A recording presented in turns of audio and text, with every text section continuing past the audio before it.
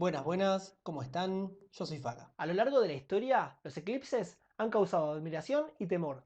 Al no conocerse el mecanismo por el cual estos se producían, casi siempre se les atribuían a catástrofes que estaban por llegar. Aristóteles ya pensaba que los eclipses eran producidos por la sombra de la Tierra o de la Luna, dependiendo del eclipse. Y fue Kepler quien explicó científicamente por qué ocurrían estos fenómenos. Por eso hoy entenderemos, ¿qué es un eclipse?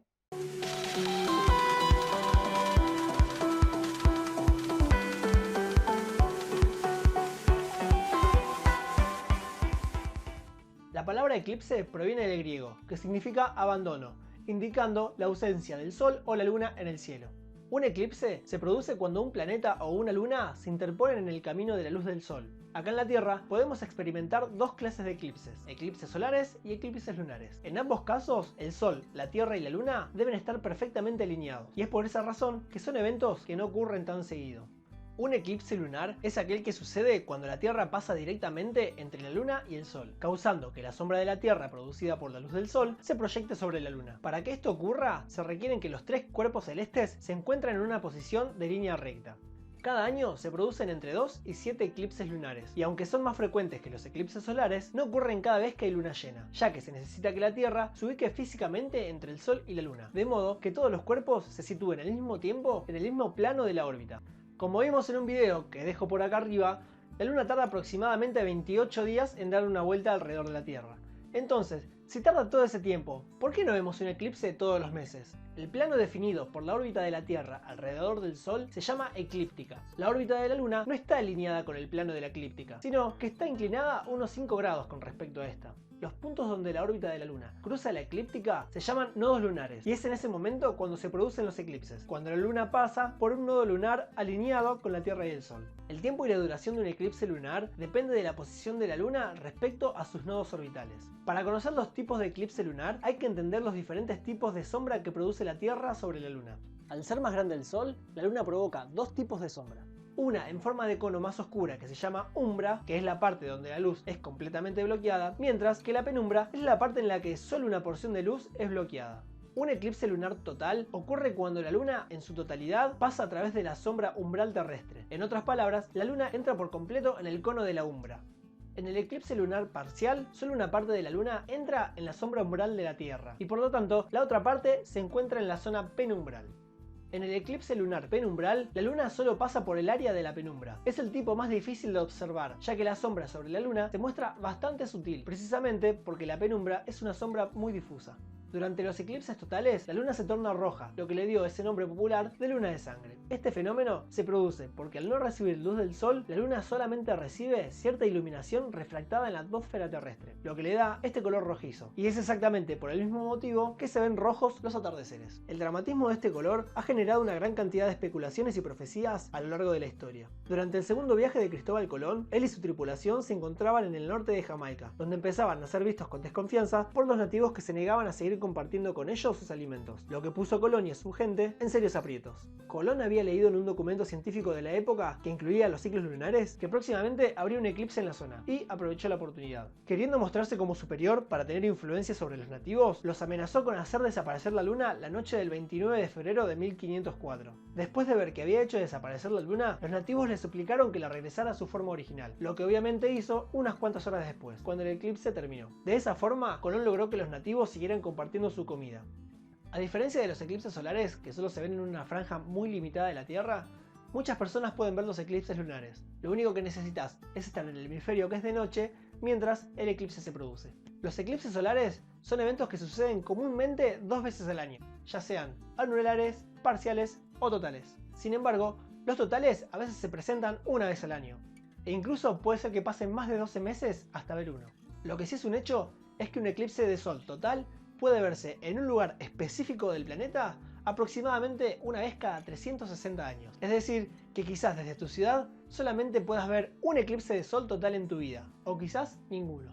Un eclipse solar es aquel que sucede cuando la luna pasa directamente entre el sol y la Tierra, causando que la sombra de la luna, producida por la luz del sol, se proyecte sobre la Tierra. De la misma manera como ocurre con los eclipses lunares, para que esto ocurra, se requiere que los tres cuerpos celestes se encuentren en una posición de línea recta.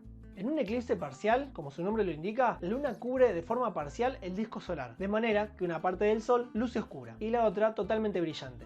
Los observadores de estos eclipses lo hacen desde la penumbra.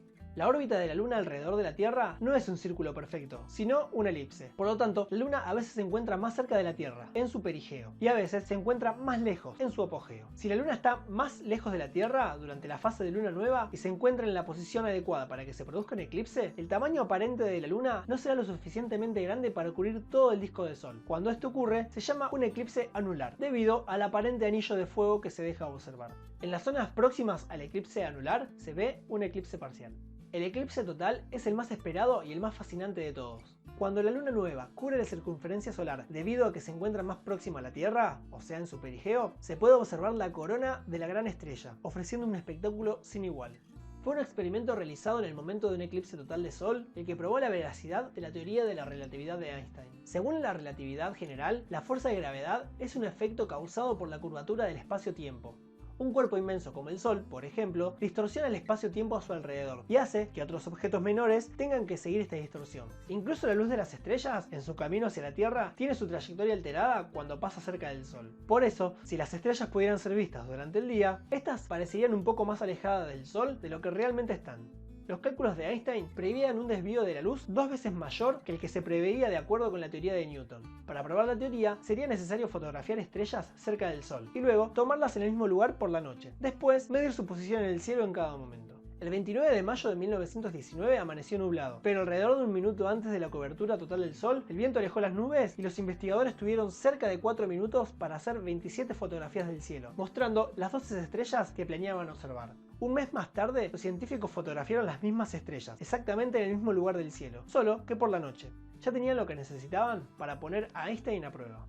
En noviembre de 1919 se publicó el estudio final sobre el eclipse, confirmando de una vez y para siempre la teoría de la relatividad general de Einstein. Si bien un eclipse lunar se puede ver a simple vista, hay que tener ciertas precauciones al mirar un eclipse de sol.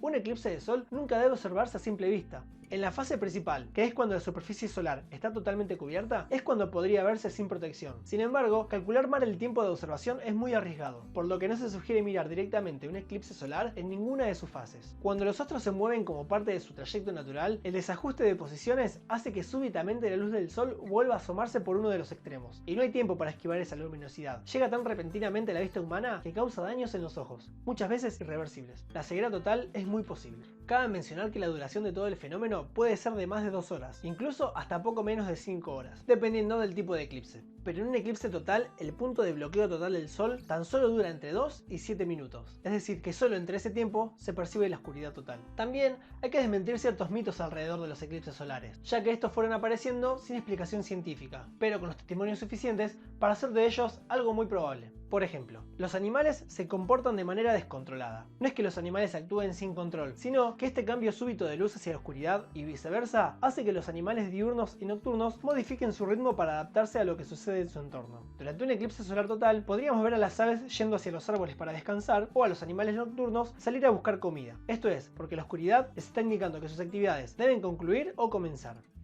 Tu bebé puede nacer con problemas de salud. No es extraño ver a algunas mujeres embarazadas portando cintas rojas para proteger a su bebé en gestación de los efectos del eclipse. Se dice que sin esta cinta el bebé podría nacer con alguna malformación o mancha, pero hasta ahora no existe evidencia científica que un trozo de tela ahuyente algún tipo de energía cósmica.